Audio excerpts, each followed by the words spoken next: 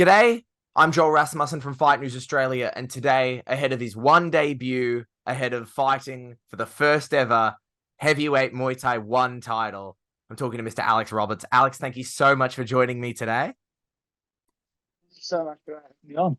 Absolutely, I greatly appreciate your time. We were just talking a little bit before we started. How has the day been going so far? It's been well. Yeah, it's been a great day. A little bit of work this morning. Seen a few clients and then done a bit of training already. So get this interview done as well, and then we'll prepare, eat some food, and go train again.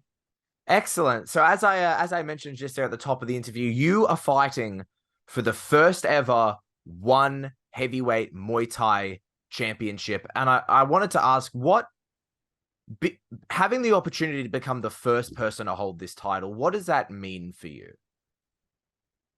Oh, that's a dream come true because one kind of the pinnacle of combat sports.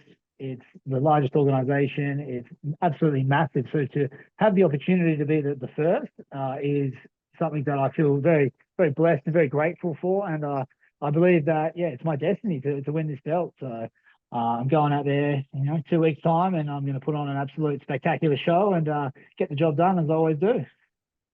Talking about getting the job done, in your last time out to the ring, you captured the WBC Muay Thai Heavyweight World Championships. And I was wondering, I know one is obviously very active with they're always looking for people, especially from our region. How did this fight with one kind of come to be? Was one something that was that on the radar, or is that something that's come after winning the title?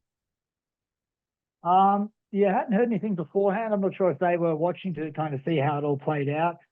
Just because I wasn't aware if one was going to be putting on heavyweight Muay Thai since they hadn't ventured into the heavyweights yet. They'd only done the kickboxing, so we were thinking maybe we should try and move into a little bit of kickboxing as well. But we got the call up, and then a couple of weeks ago, and what an opportunity! The fact that I'd already fought recently, I was already fit as a fiddle, didn't really have any injuries from the previous fight. It was pretty much a no-brainer.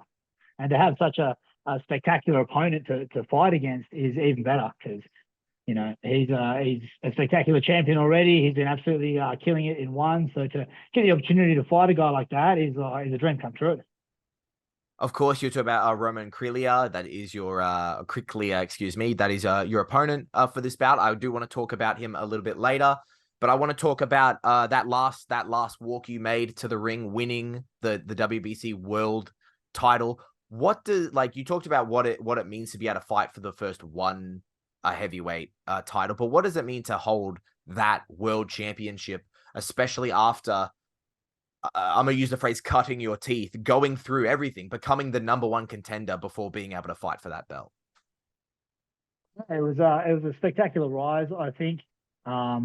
Really just getting opportunity after opportunity. The promoters really looked after me in terms of finding me matchups and flying people in, and Muay Thai Grand Prix, the show that I was on that organised that, was fantastic. And to get the WBC rankings and just move up every single fight all year was great. And then to have a great champion like Lyndon willing to fly all the way across the world to fight me in my hometown was even better. And then to capture that world title in front of all my family and friends was the pinnacle of my life so far. And I didn't think there was going to be many things that could top that, but I think in 2 weeks when we go out there and we get the job done, then it's going to be the next pinnacle. So I don't know how you'll be able to top that one, but it's going to be it's going to be huge.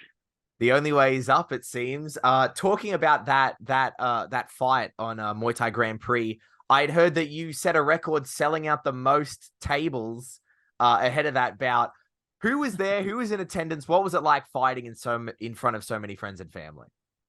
Oh, it was amazing. I'm a physio by trade, so I have a lot of clients and a lot of people that I'm really close and deal a lot with, and then everyone wanted to be there for this special event, which was absolutely massive. So to have so many people there supporting me, it just gives you that extra bit of motivation. And walking into the ring, one of the coaches, he said to me, he goes, "Now there's over 200 people here just for you." I'm like, "Mate, don't put that pressure on me." I'm about to walk in. He's like, "You better get the job done." I'm like, "Mate, when have I ever not got the job done?" So it's I love the pressure. I love having everyone in there watching me, and I believe I'm built for the big moments. So I really do enjoy it, and I really get to enjoy the atmosphere and just soak it all in. So it's these are the moments in life that you really get to remember. And looking back when you're an old man and you can say that's what I did, and be able to show the grandkids one day, I think it's going to be epic.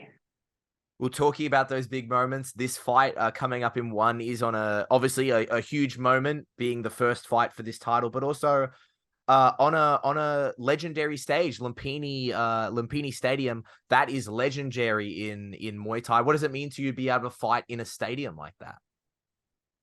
Yeah, that is absolutely epic. I've been to Thailand a few times and never managed to actually get a matchup for a fight at any of the local stadiums with people when I was there training. It just nothing ever came to fruition. So now to be able to have my first fight in Thailand and to have it at Lumpini is like it's absolutely epic. It's words can't describe how like stoked I am to get that opportunity. And a few of my friends have been there a few times for the one shows, and they've told me about how absolutely awe-inspiring the atmosphere is. So like, I just can't wait to make that walkout and to feel the energy of the crowd and to the noise apparently spectacular every time you land a shot. So I'm getting really excited. Even just thinking about it now, it's getting me excited. Awesome. And we were talking about we mentioned your opponent a little bit, Roman Kriklia. He is obviously a one veteran. He is very accomplished within the kickboxing scene in one, but of course, kickboxing is not Muay Thai. Even though he's got that experience, do you think there'll be any difficulty for him coming over to Muay Thai? Do you think even though he's experienced, it's a different game? I don't believe so. I think one of the previous people told me that he started in Muay Thai and boxing originally, I think when he was about 17. So he knows the rule set. He's had plenty of experience there when he was younger. And, I'm sure he's really looking forward to the opportunity to throw some elbows because he's a big, tall guy, raining some elbows down. I'm sure it's going to be very fun. And the fact that he gets to hold on in the clinch and throw a few more knees because he's got some great knees there. So I think he's going to be in his element there, and it's going to be an awesome fight because I love it. I love it as well, and the fact that we're going to be in those little gloves, it's going to be an absolutely epic fight. That's exactly I wanted to ask you about. Muay Thai in one is in the smaller gloves. What do you think about that? Have you been training with the smaller gloves? What do you think of the smaller gloves? Oh, I love it because I've got big hands. I love throwing my hands, and to know that we got these little gloves on, I've been hitting a lot of pads with little gloves on. And you can feel right through the pad when you land, and I've had to manage how much I use them because your knuckles get a little bit sore because you're punching so hard. So it's been great to adapt to them and to just adapt the style a little bit to manage the gloves since you can't just show up anymore. And I think I'm ready to rock and roll, and I can't wait to get out there and show everyone what I've got in my hands. So you talked about you think Roman will do well in the clinch. You train out of the pit in Western Australia in Perth. That is a place renowned for the clinch as well. It's you guys really like using that clinch, getting up close. How do you see that going as well? I know you said he'll be competent with the elbows, but maybe he's not used to an elbow coming at him during the clinch. Is that a tool you Yeah. could see? Oh, 100%. I can fight anywhere. The beauty of our gym is we clinch every single night without fail. If you're going to the gym, you're going to clinch that night. That's just how it is. So that's always well trained. And I just love every aspect of fighting, whether it's we're throwing punches, we're kicking, we're in the clinch, we're slinging elbows. All of it is my wheelhouse. So doesn't matter where it goes. I'm pretty confident. So you mentioned earlier, by trade, you are a physio, and I wanted to ask, fighters are typically in tune with their bodies as athletes are, but on top of that, of being an athlete and being in tune with your body, you have that experience of being a physio and being able to identify things. In your training, how does that affect your training and your recovery? Yeah, it's really good to give me that little bit of extra that I feel gives me an edge over the competition because I can kind of tell when things are getting a little bit too much, when certain tissues are getting a little bit overloaded. So, and then I can manage those things straight away. I'm not trying to wait and guess. So, anytime I've had an injury, I can refer myself for scans. I can get on top of things straight away. And yeah, it's really helped me adjust my training to, especially as you're getting older.